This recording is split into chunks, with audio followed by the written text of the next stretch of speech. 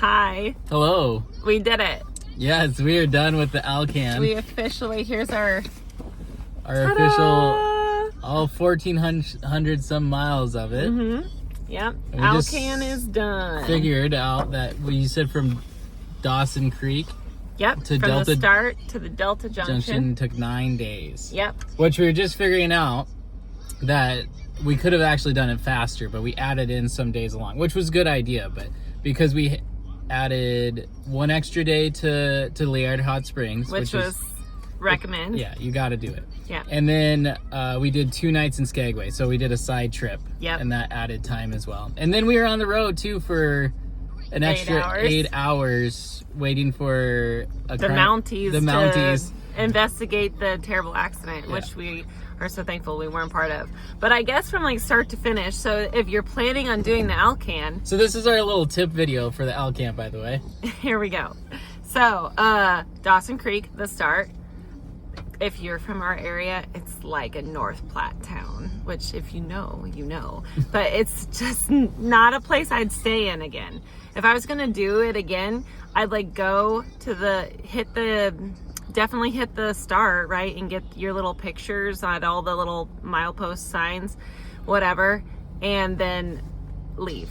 Don't stay there. Just keep going. If you do, don't stay at the Northern Lights. A lot of people said stay at the Northern Lights RV park, and all it is a parking lot. I didn't think it was great. There's another one in town. I think it's like Pioneers Park or something. Mile Zero. I think it's called Mile Zero. Oh, Mile Zero RV park, and it's next to the Pioneer Museum, which that one had a little bit more. So I think, especially if you're doing this with kids, which who does this with kids? Yeah. You're probably not you, but still. But honestly, Dawson Creek is a town you could get through pretty quick. In fact, a lot of locals in the area, which when I say the area, it's a pretty big area, like 100 square miles at least. They talk about Dawson Creek like we talk about North Platte. Sorry, North Platte. If you're from North Platte, we still love you, but we don't want to live there. Not a great. Anyway, so I mean, and it's. Well, I was talking to someone from the Yukon too while we were waiting for that accident to get cleared up, and they even said once you get past Dawson Creek and Fort St. John, then you start getting into the prettier area. Which for us, it's all pretty because it's trees and stuff, but it really does change and get into the more mountains and stuff. So,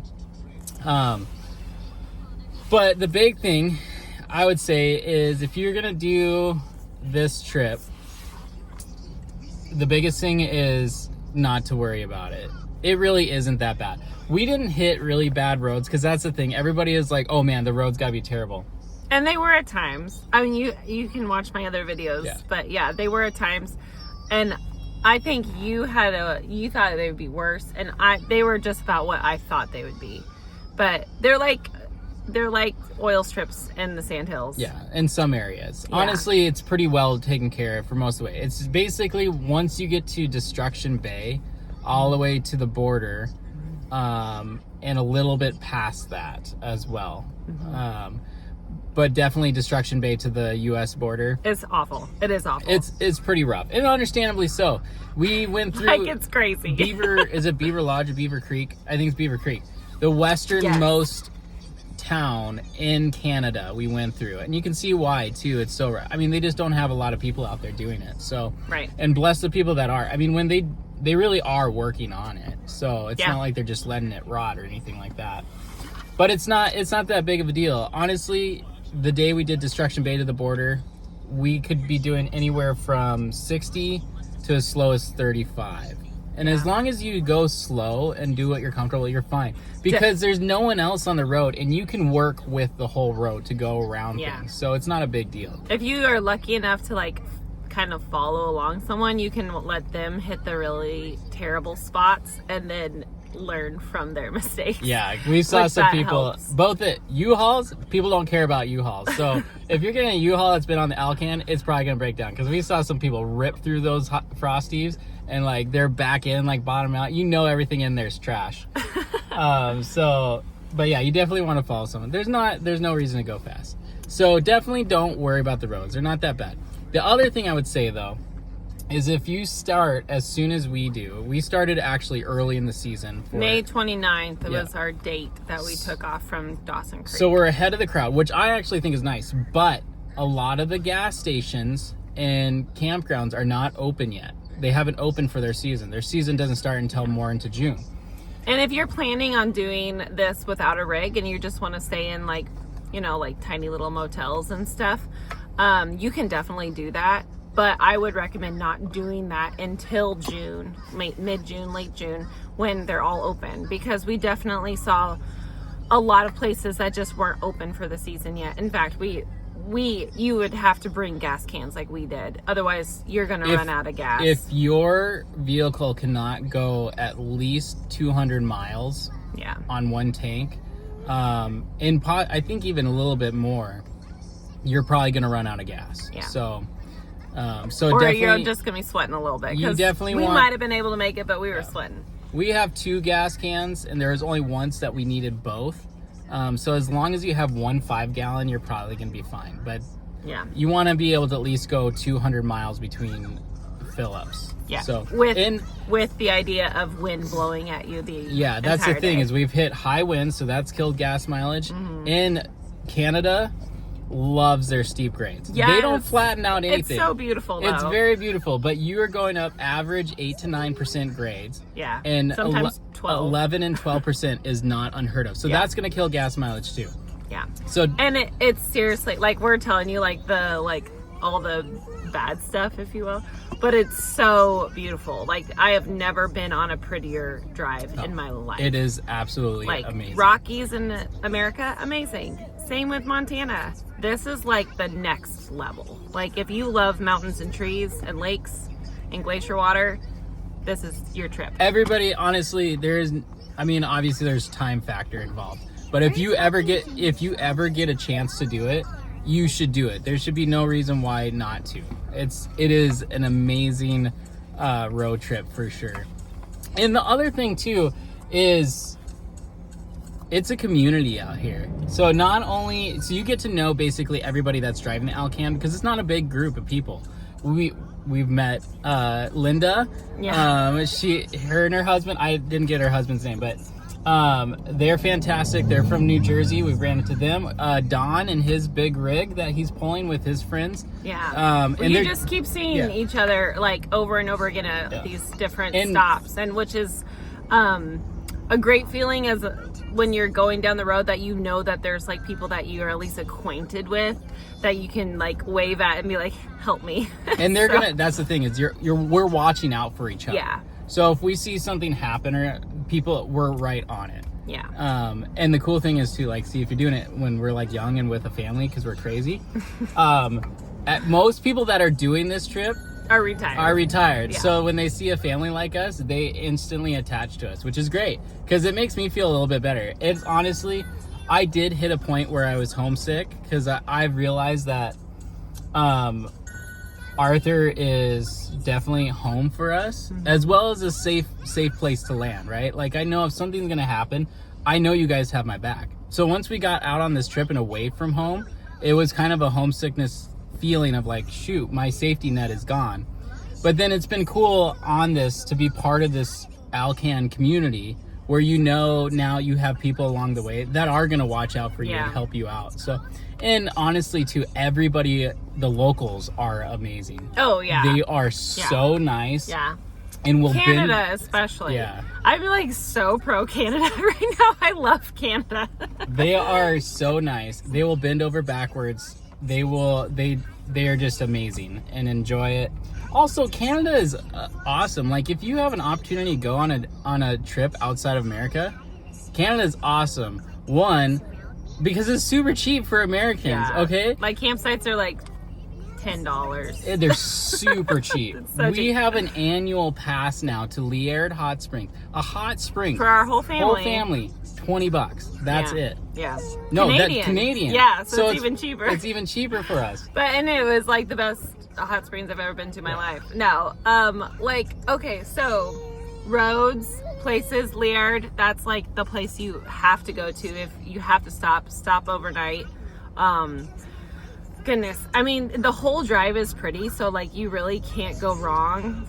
We've definitely had like better campsites and worse campsites, but like if you wanted to just like dry camp the whole way, definitely could do that. I think if it was just Blake and I, we would have done more just free camping on random roads.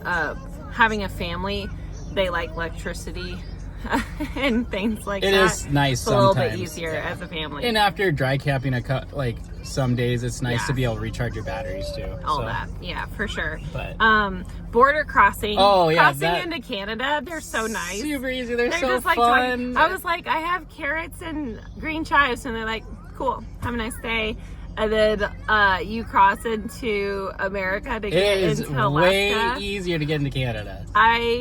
They make you feel like a criminal. I didn't think I was more afraid of crossing into Canada, but now I'm more worried about going. When we go back to America on the other That's- side, they're not easy. They don't have anything that's related to a chicken. No, Because they're gonna take it away. We knew about fruit because we hear about all these people like, oh, I got to give up my oranges, and blah blah blah.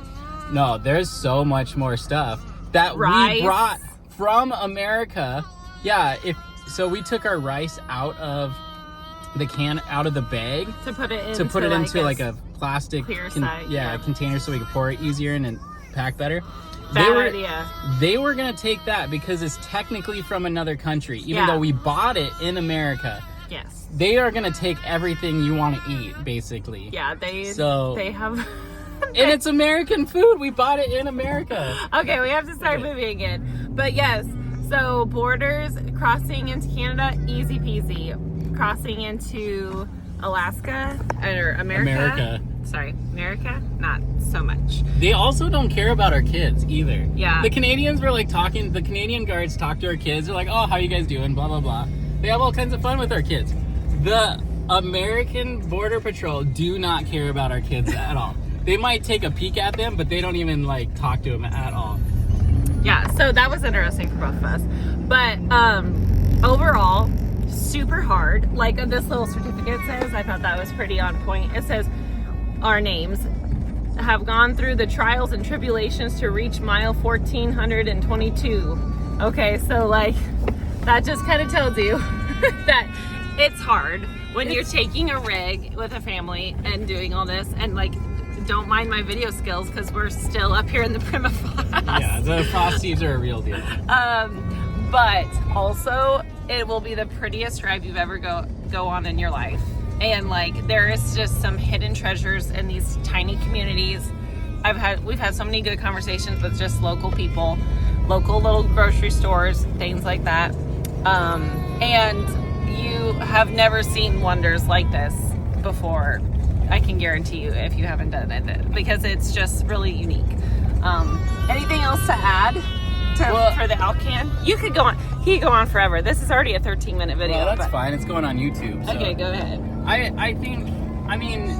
don't think that it's hard in a sense of like the mechanical side of things, like so many people think about. I think it's more mentally that it's difficult, just because it is, depending on how you do it, you're still day in, day out, you're driving. So there's that. And if you're doing it with a family, obviously being in a small space like this, there's gonna be issues, along the ways. And that was the cool thing too. And part of the reason why we're doing this in our sabbatical and going into the wilderness too was to look at our weaknesses and see how we can surrender those to God, and allow Him to turn those weaknesses into strengths. And I would say He immediately started working on all 5 of us, pretty close to the start of this. So I would say it's that part that's more difficult. Also, the sun not going down, that's a whole nother factor too, because even back in the States, when it's summertime and the sun doesn't set, we continue to go and go and go until the sun eventually does go down, which is like 9, maybe 10 o'clock, whatever. Yeah, it's up all the time. Even when it says sunset, it's still light out. So that means we're like staying up, including our kids, until like 11 or 12 at midnight, because we're like, oh, it's this I should pay attention. We're in Alaska now, so if we break down, at least we made it. But we're like, oh, it's as bright, it's like noon out is what it's like at like 11 o'clock at night. It's like as bright as it is during noontime, right? So we'll keep going if we don't look at our watches. And so that does take a toll as well, is not sleeping. So again, you want all the blackout stuff, and you have to learn to be disciplined too, because you do kind of have to fight that like fleshly desire to keep going and not rest, because your body does need rest. So I would say that's the other challenge. Also, traveling with a 7-month-old doesn't really add to the sleeping factor, just saying. So, I mean, we got that going on too. That's really it though for, I think, the challenges. Honestly, I mean, if you're fine with driving and stuff, it's not that hard. I think just relinquishing, and that's what we had to do too, was to find a rhythm. I think that was our hardest point too, because we would pull into a spot and we'd want to do all these things and stuff, and I think you do have to make choices. And so it does, the road essentially and what we're doing helps discipline us better and help us make the choices of what really matters for each other and for what really needs to happen. Yeah. So I definitely feel like, because I'm way more relaxed than I was when we started. Oh, and yeah. I definitely had to go through moments, so. Yeah. All right, so that's our episode on the Alaskan. We made it. All 5 of us. And our vehicles. And we just appreciate all of you that have been praying for us and talking to us and taking care of our things back at home. And we love you guys. And yes, the roads are still being built out here in Alaska. Okay. Anything else to add, my love? No. Okay. Yeah. Have a good day.